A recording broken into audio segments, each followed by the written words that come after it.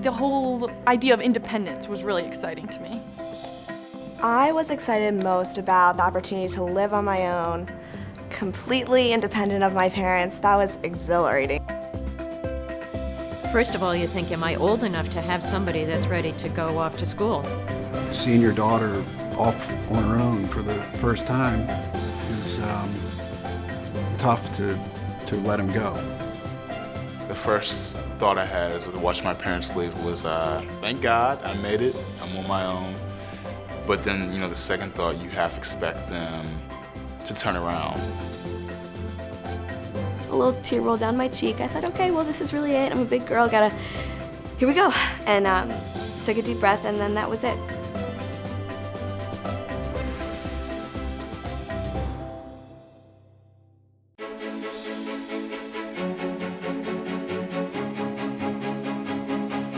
With each step, with each going to kindergarten, going to middle school, going to high school, it's a big deal, but this is a really big deal because the students are getting ready to leave home.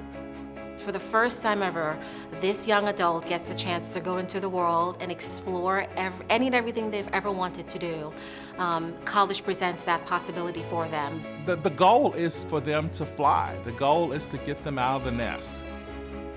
For a parent, I think it's hard. Me being a single mother, I was his advisor, doing absolutely everything and anything for him. But I had to learn to let go, that he was becoming a young man, and he had to make decisions for himself. Then I was interested in making sure, can she do her wash? Does she know how to prepare a simple meal? Like all these things, like as a mother, did I do all the things I'm supposed to do before she leaves the nest?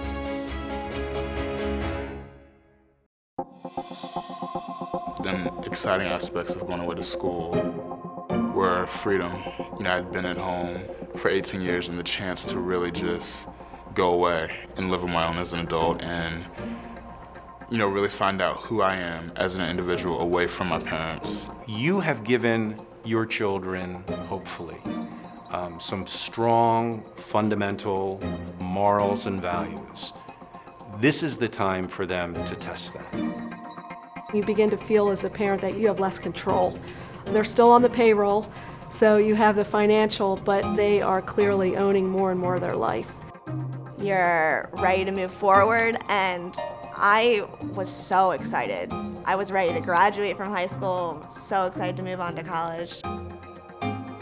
I think what you have to recognize is that this person is undergoing a real metamorphosis and that there's going to be some changes, but I think that these are welcome changes. College can be really, really hard, but it's fundamentally good and exciting and gratifying, not just for the undergraduate, but for the parent. One of the most exciting aspects of my children going off to college was all the new possibilities and options, and thinking about them taking ownership of their lives as opposed to me being in charge of their lives.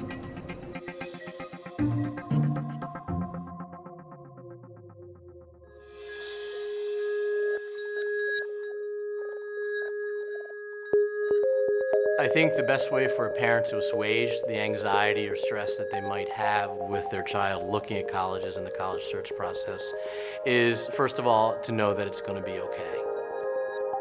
I think as parents and their children embark upon the college search process, probably one of the best things they can do early on is ask questions of each other and try to get their child to open up about areas of interest. What is the right fit for me? What is the right place for me academically?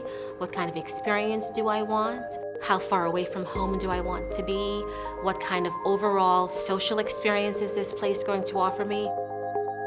You ask your kids questions. You're concerned about their welfare, but ultimately this is their journey. And I think we have to be very, very cognizant of that and respectful of that process. I felt the role that I needed to play was really one of just being encouraging, being a sounding board. During the college search, I I felt myself leaning on them a lot and wanting to ask them questions. What was their experience like? Did they like going far away? Did they like being closer? I feel like our relationship really grew because I leaned on them for advice. I encourage parents to have a frank conversation with their sons and daughters about the cost of a college education and what they believe they're going to be able to reasonably afford to pay for a college education. Sometimes hard decisions need to be made about making decisions around what we really can afford as a family, and that can be tough.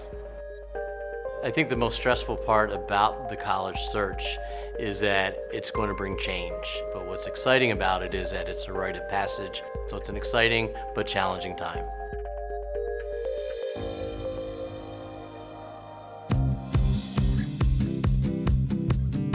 It's not necessarily a time of how many schools did I get into, how many I didn't get into. It's a time for celebration that it is a student becoming a young adult, moving on. We were on pins and needles waiting for the decisions after he submitted the applications. All of us would check the mail. That moment when you decide, you just feel good. And that's how it should be, you know? You should just feel good about your choice. We had a big dinner and celebrated, and everybody wore gear from the school, and it was pretty festive. I think what is really exciting about the college search process for families is that it is a letting go for the parents. It's also a reaching out, a branching out for the students. We were so excited, and of course in the back of my mind I was so nervous, like, oh my gosh, this is really happening, I'm really going to college.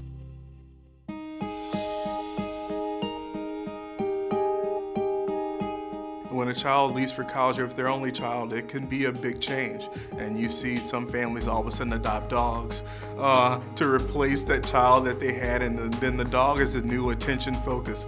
But others, with siblings that are left behind sometimes, it's also a difficult transition because a lot of that attention then goes on to one sibling. I think it's important when we talk about adjustments to talk about the nature of American families today. We have many families where it's just mom or dad. We have same-sex couples. We have a number of different families, and all of them are impacted in slightly different ways once their child leaves. I can actually remember my son saying at dinner one night, "Mom, what are you going to do when I'm no longer here?" But she was very helpful in, physically moving things, getting me unpacked. We, worked together with that. But I could see it in her eyes that as soon as she was leaving me, it looked like I would never see her again, and she was just getting all teared up and emotional. And I can guarantee you that she cried on all the way back home. With time, it became easier, but it definitely was an adjustment period. Having, cell phones, email, Skype, all of that is really nice, and I don't know how people communicated before any of this. I don't know how that happened. But to be able to shoot her a text and say like, hey, thinking about you, hope you're having a great day, I'm loving it here. You get almost all of your information online or through a text. You don't get a lot of the vocal interaction anymore, and that's how teenagers, that's how they communicate. Because of texting and email, and we tend to be in constant contact with our children, and in some ways I think we owe it to them to let them be autonomous and be on their own a little bit. So I would call her pretty much every day, maybe a couple times a day sometime. And I think it was finally my mother, her grandmother, finally said to me, you don't have to call her every single day. She'll be okay. Usually the first time that a son or daughter will see their family when they first go to college will usually be a fall break or a Thanksgiving break. And it can be very challenging for the son or daughter to come home after having several weeks of freedom, several weeks without a curfew, several weeks without necessarily the house rules. It was interesting because you could see she was clearly not a high school student anymore. Felt like at one point I was like, oh my gosh, I gotta get out of here. I gotta get back to school. I'm on my own plan. I'm on my own schedule. Just because they're away at college doesn't mean that they're 30.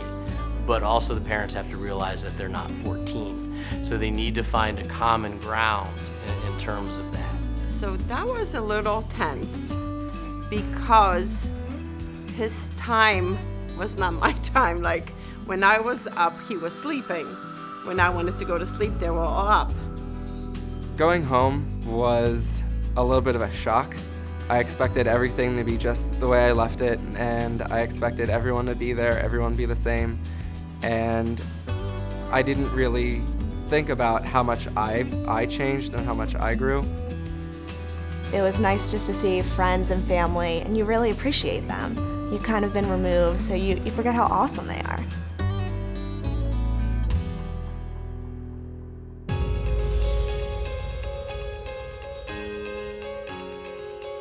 Nothing in life is truly that certain. The discovery process for your students is a big part of their learning, and the discovery that you'll see in them and who they're to become as wonderful men and women, hopefully out of the university process, is a great outcome for you to be ready to see.